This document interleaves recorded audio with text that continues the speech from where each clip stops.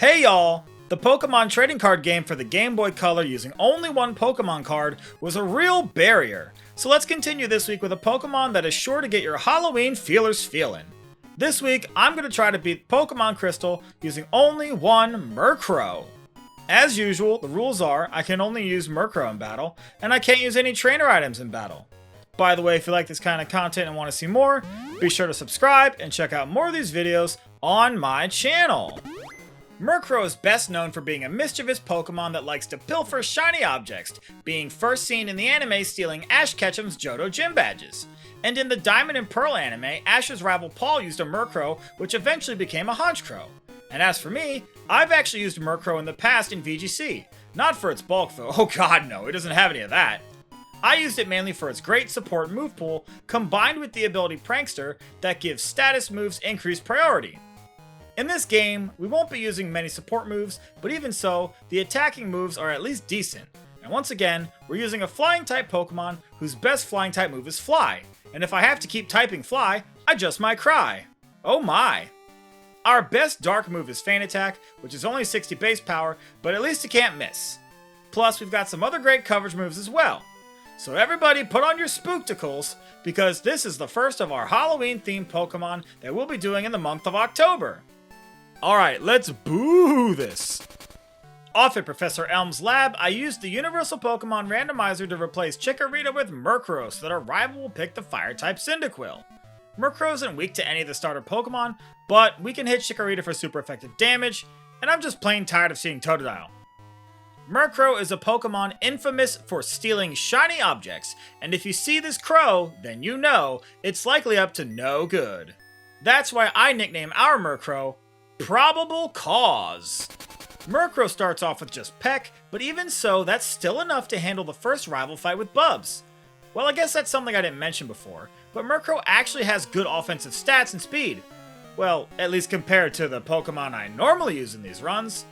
Still, the defensive stats are microscopic, so from now on we'll have to proceed with caution. After beating Bubs, I head straight to the Violet City Gym to take on the Flying-type gym leader Faulkner. And we're still rocking out with only Peck, but our attack is much stronger than the opposing Bird Brains. We win by attacking head-on, and after leveling up, we get our first Dark-type move, Pursuit. It's 40 base power and does double damage to a Pokemon as it switches out. I don't think we're going to see that in this run, but it's cool nonetheless. And after defeating Faulkner, I head to Azalea Town to take on Bugsy the Bug-type gym leader. His bugs fall quickly to our overpowered Pecks, and you might notice that we've learned the move Haze. We're probably not going to use it in this run, but in the past, it's a great support move that had a lot of use thanks to Xerneas in VGC, and I've even used it to hilarious effects myself. Using Priority Haze to remove the special attack drops from Choice Specs Draco Meteor is a fun way for this bird to recoup your losses. Recoup. 'Cause it's a bird. After beating Bugsy though, I have to take on the rival Bubs once again, and, well, normally he's a real problem. This time, however, Murkrow beats up his Pokemon faster than you can say CVS solicits super spooky Sunday sale on seasonal sugary sweets. Speaking of buying candy in bulk, it's a shame we won't be using Haze, because Purple Haze is a perfect excuse to eat copious amounts of candy. You know what though, I probably shouldn't talk about that kind of stuff on this channel. After all, it's contraband. Yeah, I'm having way too much fun with this one. Next up is the Goldenrod City Gym in the battle with Whitney's Miltank, and I'm eating my words because I immediately get stuck at this battle. The Clefairy isn't much trouble, but the Miltank smashes us with Rollout. So, is everyone cool with me using all the tools available to me in the game? Okay, good. So I'm back with a few more levels and I've taught Murkrow Mud Slap. Boo! Oh, quit your yapping. I'm gonna do it, feather you like it or not. And besides, I can't spend my whole life grinding, okay? I've got candy corn to count. And even with the accuracy drops, Miltank often lands enough rollouts to knock us out anyways, since it's super effective and Murkrow's defense is worse than getting vegetables while trick-or-treating. Plus, Miltank gets the hots for Murkrow and uses Attract, which, while very sexy, is even more degenerate than using Mud Slap, so I don't want to hear it. And by the time I reach the rival Bubs in the Burnt Tower in Ecruteak City, he stands no chance against our Crow Bro. Even with Magnemite's Thunder Shock landing a massive hit, our attacks are just doing way too much damage for Bubs to even get the ball rolling. This is in stark contrast to how difficult this battle usually is, but this time around, there's no cause for concern. Next up is the Halloween Hoedown with the Ecruteak City Gym Leader Morty. He's the Ghost-type Gym Leader, and we're a Dark-type, so it goes pretty well. And I was worried that the Gengar at least could put us to sleep and pull some sneaky shenanigans, but instead it lobs a weak Shadow Ball at our bird. Huh. Gengar's only other attack is Dream Eater, but our Dark-type bird is immune. So I guess shoving his balls at our bird was the next best thing. Now that we can finally use Surf outside of battle, I set sail from Olivine City to head to the Cianwood City Gym to take on the Fighting-type Gym Leader Chuck. He's the Fighting-type Gym Leader, and we got a bird. This should be simple, right? Wrong! Wrong! Murkrow has decent offensive stats compared to basic Pokemon, but against fully evolved Pokemon, they're pretty average. What's not average by comparison is our dreadful bulk. Even so, I win this one on the second try, proving once and for all that Karate is no match for Taekwon Crow. And after beating Chuck, I head back to the Olivine City Gym to take on Jasmine, the Steel-type Gym Leader, and she's really tough. So tough, in fact, that I can't win despite being close to level 40.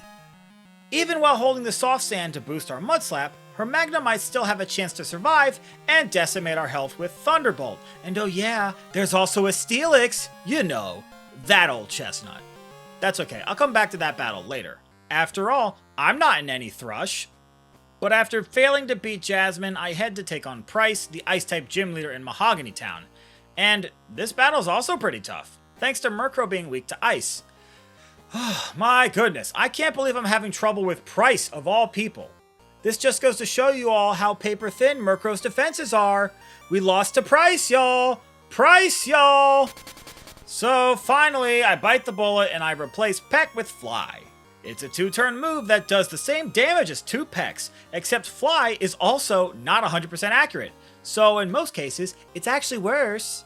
And while I finally get past the Dugong, Bryce's Piloswine knows Blizzard, which quickly freezes our feathered friend. Eventually, I get to the Piloswine at full health, which I need to survive a Blizzard, and I'm not sure if Nightshade is enough to knock it out, but I'd rather risk that than missing Fly. Seriously, why is Fly not 100% accurate? Even then, it still wouldn't be a good move. And the worst part is that Fly is still the strongest flying move we can get, both by level up or TMs. And not even the Goldenrod City department store can save us this time. So while I'd love to branch out with better moves, there's nothing I can purchase. Well, there's nothing left to do to progress the story besides defeat Jasmine, but with these few extra levels, I think we'll do much better than before. Well, we finally have enough attack to 1-KO her Magnemites with Mud Slap before they have a chance to clip our wings with Thunderbolt. Well, most of the times that is. A bit of a miscalculation. Alright, but still, no harm, no foul. And I did it again. Okay, the good news is that Steelix is finally a 3-hit KO with Nightshade thanks to our increased level, so all it takes to win is a few missed Iron Tails. In the Team Rocket Radio Tower anime arc, we take on the rival Bubs in the basement underground. And despite the fact that we are way over-leveled, we're still not in the clear yet. Bubs' Golbat survives a fly and lands a Confuse Ray just to make things difficult. Once the Troll Bat goes down, the rest of Bubs' team doesn't stand much of a chance. Plus, he doesn't even have a Typhlosion yet. You know, it's kind of interesting how the other 2 Bubs have their fully evolved starters yet, but this one doesn't. Hey, do you think there's multiple Bubs? Like, is there a multiverse of Bubs? Oh man, I can picture the movie poster now. Dr. Dork and the Multi-Bubs of Madness. Man, I'm pretty sad that the other Bubs have their fully evolved starters at this point, so I guess get your life together, bro. Oh, sorry about that. Sometimes I get on these tangents, and I can't help but to start ranting and raving. Oh! Now it's time for the final Johto Gym Leader, Clair the Dragon Trainer. And as always, her Pokemon proved to be super annoying, what with all the Thunder Wave spam. Luckily, once I equip Murkrow with the Sharp Beak to boost the power of Flying-type moves by 10%, our Fly is able to 1-hit KO her Dragonairs and even 2-hit KO the Kingdra. 10% might not seem like a lot, but I'm telling you, the Sharp Beak made all the difference. But before we can get to the Elite Four, we traverse Victory Road to take on our rival Bubs one last time. And this is basically the same battle we just had in Goldenrod City, except this time he's somehow worse? I guess a few things are different. His Magnemite is a Magneton, but that doesn't matter. He leads off with Sneasel instead of Trollbat, which is actually worse for him. And oh yeah, he's added a Kadabra, but that thing didn't even stand a faint chance. Well, Dr. Dork and the Multi-Bubs of Madness may have been a critical and financial flop, but at least he finally got a Typhlosion in the sequel. I mean, that's pretty cool. Then again, everybody knows that the movie is never better than the comic. Alright, here are the stats and moves at the Elite Four. Murkrow is level 51, and the moveset is pretty decent. I've got some other TMs in my bag that I'm expecting to use, but for now, this is what we've got. Still, I wish we had better bulk, but you can't always get what you want. Up first is the Elite Four Will, the Psychic Trainer. And with the black glasses equipped, our Feint Attack does massive damage to all of Will's Psychic-type Pokemon, and we easily win the battle. You know that Psychic is weak to Ghost, Bug, and Dark, where in Japanese the Dark type is known as the Evil type. And these are three things known to cause mental distress or fear. So, if you really think about it, the whole thing is entirely psychological. Oh man, I really know how to beat a dead horse, huh? Next up is Koga, the Poison and Bug type Elite Four member, and before I head into the battle, I heal up Murkrow and adjust my BP. Fly is strong against his bug types, but it's neutral against the Steel Bug Forretress. And Forretress resists Feint Attack, and we can't hit it with a neutral Fly because it goes for Protect the turn that Fly would hit, which is super cool. Good thing we have Nightshade, which does our level equal to damage, and I just have to make sure that I use a Feint Attack first to keep Forretress out of HP range for it to use Explosion. Besides the Forretress though, I can use Fly whenever I need, and when Koga's Pokemon starts spamming evasion moves, I can just use Feint Attack, which never misses. So as long as the Crobat doesn't land a critical hit. That's awesome! Okay, one more time, and yeah, we're back. Let's beat that bat with Feint Attack. We even get to see a cool little interaction where Venomoth's Gust hits Murkrow during the middle of Fly. And that's kinda cool. I forgot that was even a thing. Alright, next up is the Fighting type Elite Four member Bruno. I gave Murkrow the Sharp Beak to boost the power of Fly, which only makes sense considering we're battling Fighting type Pokemon. And it goes about as well as you expect. Murkrow dunks all over Bruno's team, just like it's bobbing for apples. I do have to use Nightshade on the Hitmontop for the same reasons I did against Forretress, since Hitmontop knows the move Detect, which does the same thing as Protect. The rest of Bruno's Pokemon go down without a fight. And you gotta admit, this is what Beak performance looks like. Next up is the Dark-type Elite Four member Karen. She's got a team of Dark-type Pokemon, and the ones that aren't Dark types are weak to Flying in Dark. So this is a pretty great matchup for us. Even with the Scumbreon's usual tactics gumming up the works, we're still able to win the battle on the very first try. And the great thing about Karen's team is that, well, outside of the Umbreon, her Pokemon are not very bulky, so even our Crow can make waves and win this battle. And I don't have much else to say about it, so instead, I'll tell another terrible Crow joke. Alright, ready? Where do crows rent their movies? From the Core Video Store. Oh, these crow puns are murder! Now it's time for the champion battle with the last member, Lance the Dragon Master. And here's where Murkrow's great coverage option comes into play. I finally delete Mudslap, yeah, I know, so I can teach Murkrow Icy Wind. It's a 55 base power Ice-type move with a chance to lower the opponent's speed.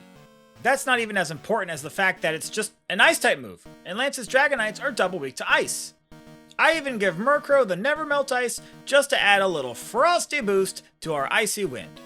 We're able to get past the Gyarados just fine, but one of the Dragonites manages to survive an Icy Wind and paralyzes for our troubles. And after that, we get pinched and flinched by Aerodactyl's Rock Slide for a very sour defeat. 5 levels later, and we're back. With the added levels, all 3 of Lance's Dragonite are eliminated with a single Icy Wind, much like my willingness to jog during the winter. Even so, this battle is a really close call. Aerodactyl still takes out over half of our health with a Rock Slide, and then Charizard's Flamethrower almost knocks us out. But we're able to win at the last second we're right at the buzzard. Holy crow, Batman, that was a close call. But with Lance defeated, we have become the champion of the Pokemon League. But you know the run isn't over yet.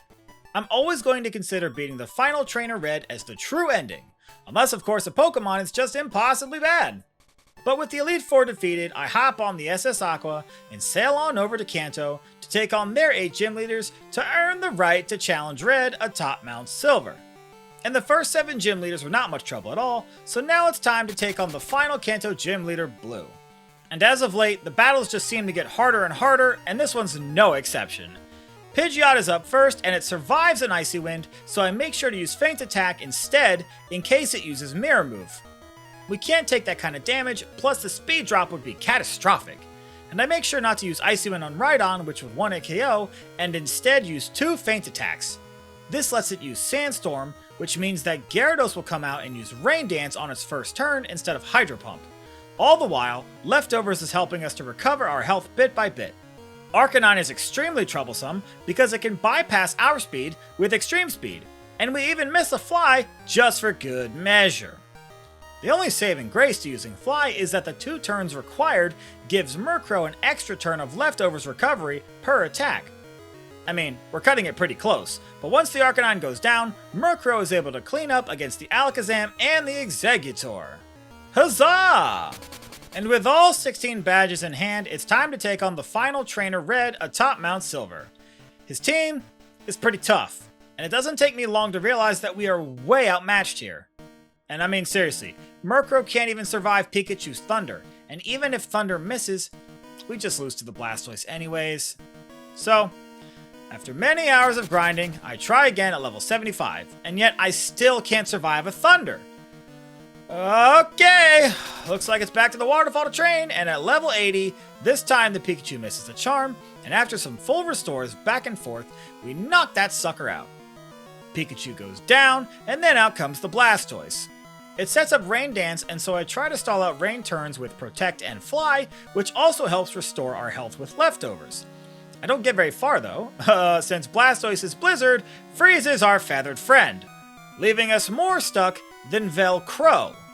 Alright, let's try this some more, and after a bunch more training, I'm back, in black, and ready to take on Red once more.